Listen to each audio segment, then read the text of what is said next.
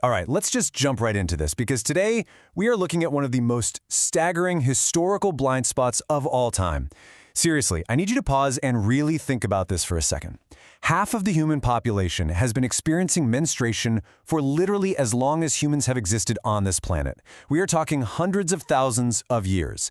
And yet, when we look back at the grand tapestry of human history, this incredibly universal, biological reality is just missing. It's almost completely erased. So, in this explainer, we're going to fix that. We're going to dive into what women actually did, the materials they used, and how they navigated life, not just biologically but socially, across thousands of years of history. Here is the roadmap for our explainer today.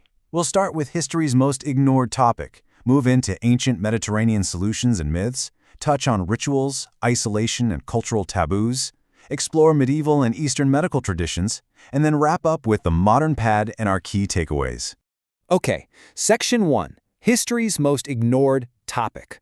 Let's take a look at this massive 10,000-year blind spot in the historical record. 0. Literally, 0. That is the number of sentences you'll typically find about menstrual management in a standard history textbook. It's honestly kind of absurd when you think about it. Historians will gladly dedicate 40 pages to the exact chemical mixture of concrete the Romans used to pave their roads, but they will write exactly 0 sentences on how a Roman woman actually managed her period while going to the market, raising her kids, and, just living her daily life. But here's the truth. Women weren't just pausing their lives every month. They had real solutions. Moving right into Section 2, Ancient Mediterranean Solutions and Myths, Papyrus, Wool, and Philosophers.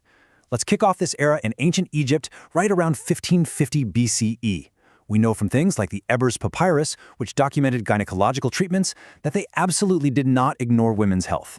Women most likely used softened papyrus or rolls of soft, reusable linen to manage their flow. But culturally, they were highly respected.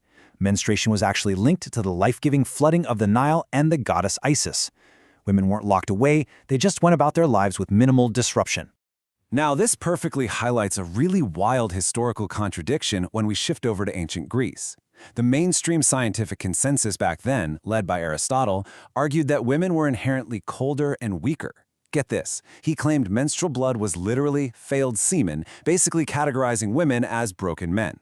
Meanwhile, regular Greek women were incredibly practical. They were taking widely available wool, fashioning it into small plugs, essentially inventing the earliest tampons, and tying absorbent belts around their hips so they could get stuff done, all while men sat around writing those philosophy scrolls. And if you want to talk about sheer, confident ignorance, we absolutely have to look at ancient Rome's great encyclopedist, Pliny the Elder. He confidently wrote that a menstruating woman was basically a walking environmental hazard. Just look at this list. He claimed she could kill crops just by walking past them, blunt swords, turn wine into vinegar, make dogs go completely mad, and, my absolute favorite, repel hailstorms and whirlwinds. Obviously, regular Roman women knew they weren't causing agricultural disasters. For them, life went on. So, setting aside all that male philosophy, what were ordinary Roman women actually doing? They relied on things like natural sea sponges, which were soft, super absorbent, and totally reusable. But there was a massive class divide here. Wealthy Roman women had access to fine linen, soft wool, and literally had household slaves to do the washing for them. The vast majority of women, though, were poor. They managed with rougher cloth, rags, or honestly, whatever they could get their hands on. And this disparity in access, it's an incredibly consistent theme across all of human history. Let's move to Section 3, Rituals, Isolation, and Cultural Taboos. We really need to look at the shift to restrictions and how these frameworks fundamentally altered how women could participate in society. Because it wasn't always just about hygiene, right? Often, it was about navigating some pretty severe restrictions. For example, in ancient Jewish law, a menstruating woman was considered nida, meaning ritually impure. This required strict physical boundaries. She couldn't touch certain objects or people, and she had to undergo a ritual purification in a mikvah bath before returning to normal daily life. It essentially placed menstruation into a completely separate category of purity and, in a way, danger. And we see this pop up everywhere, not just in one culture. The Hindu laws of Manu restricted women from cooking or entering temples. Ancient Zoroastrian texts demanded extreme isolation, keeping women far away from sacred elements like fire and water. In lots of indigenous cultures across the Americas, women went to moon lodges. Now, depending on the specific tradition, this was sometimes seen as impurity, sure, but often it was viewed as a time of immense, heightened spiritual power, like a sacred monthly retreat. But practically speaking, It meant women had to manage their periods using whatever specific materials they were allowed to bring into isolation with them. Section 4. Medieval and Eastern Medical Traditions. This is where we uncover empirical knowledge in action, featuring both intense practical labor and some surprisingly sophisticated medical frameworks. So in medieval Europe, it was basically a tale of two extremes. You had peasant women doing intense, back-breaking physical labor who simply couldn't afford to stop working. They most likely just free-bled under layers of dark, thick wool skirts.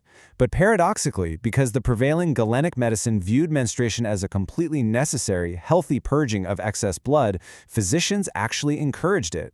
If a woman's period was late, doctors would prescribe specific herbal medicines called emmenagogues, things like parsley or pennyroyal, to stimulate the uterus and bring the period on. Now jump over to the East, and traditional Chinese medicine is just this beautiful contrast to Western myths.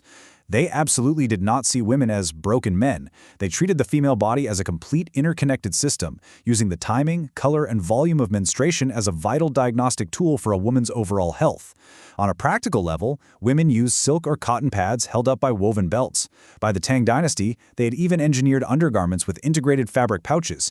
They basically invented the functional ancestor of the modern reusable pad centuries ago.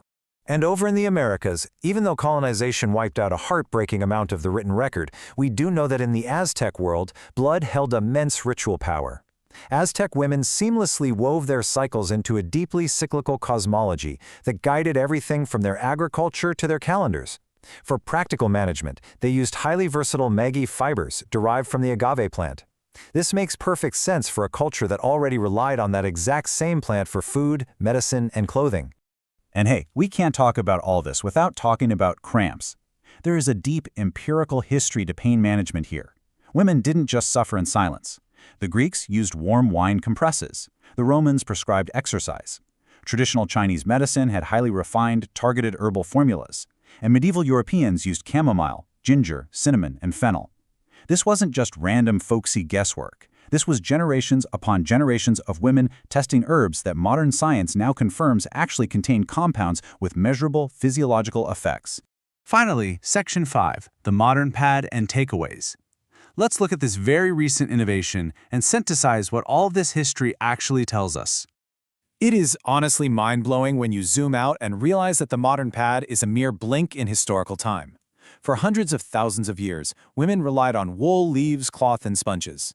The very first commercial disposable pad, Lister's towels, came out in 1888, and it completely failed. Why? Because Victorian women were literally too embarrassed to walk into a store and buy it from a male pharmacist. It wasn't until 1921 that Kotex finally achieved mass adoption by heavily marketing it strictly as a hygiene necessity. Everything we think of as normal today changed just a century ago. Which brings us to the ultimate takeaway of this entire explainer. The biggest obstacle for women throughout history was never a lack of access to materials. Wool, cloth, sponges, they existed everywhere. The true defining factor was the cultural framework. When a society deemed menstruation to be dangerous or shameful, it restricted women's movement and their labor.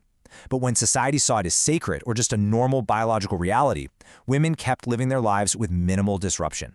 At the end of the day, culture, not material, dictated their freedom. I really want you to let this quote from the source materials sink in. Women were never passive victims of their biology. They were brilliant, practical innovators.